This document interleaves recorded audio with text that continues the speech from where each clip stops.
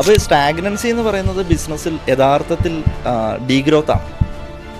എപ്പോഴും ശ്രദ്ധിക്കേണ്ട ഒരു 4 ഫൈനാൻഷ്യൽ നമ്പേഴ്സ് എന്ന് പറയുന്നത് റവന്യൂ നമുക്ക് കൃത്യമായിട്ട് കാൽക്കുലേറ്റ് ചെയ്യാൻ പറ്റണം, നമ്മളുടെ ഗ്രോസ് പ്രോഫിറ്റ് എന്താണെന്നുള്ളത് കാൽക്കുലേറ്റ് ചെയ്യാൻ പറ്റണം, നെറ്റ് പ്രോഫിറ്റും അതിനേക്കാൾ ഇമ്പോർട്ടൻ്റ് ആയിട്ട് ക്യാഷ് ഫ്ലോയും. ഈ 4 ഫാക്ടേഴ്സ് വളരെ ഇമ്പോർട്ടൻ്റ് ആണ്. സാർ, ഒരു ബിസിനസ് ഓണർ ലാസ്റ്റ് 3 years ആയിട്ട് 50 lakhs കൺസിസ്റ്റൻ്റ് ആയിട്ട് റവന്യൂല് ഹിറ്റ് ചെയ്ത് പോകുന്നുണ്ട്. അതൊരു കംഫർട്ട് സോൺ ആയിട്ട് പറയാൻ പറ്റുമോ, അല്ലെങ്കിൽ can we say that he has hit the ceiling?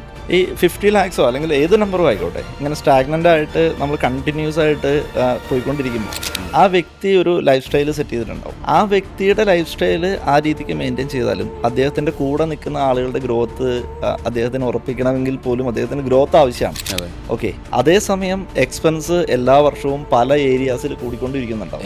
അപ്പോൾ സ്റ്റാഗ്നൻസി എന്ന് പറയുന്നത് ബിസിനസ്സിൽ യഥാർത്ഥത്തിൽ ഡീഗ്രോത്ത് ആണ്. അതുകൊണ്ട് ബിസിനസ്സിൽ എപ്പോഴും നമ്മൾ ഗ്രോത്ത് ക്രിയേറ്റ് ചെയ്തെടുക്കുക എന്ന് പറയുന്നത് മാൻഡേറ്ററി ആയിട്ടുള്ളൊരു കാര്യമാണ്.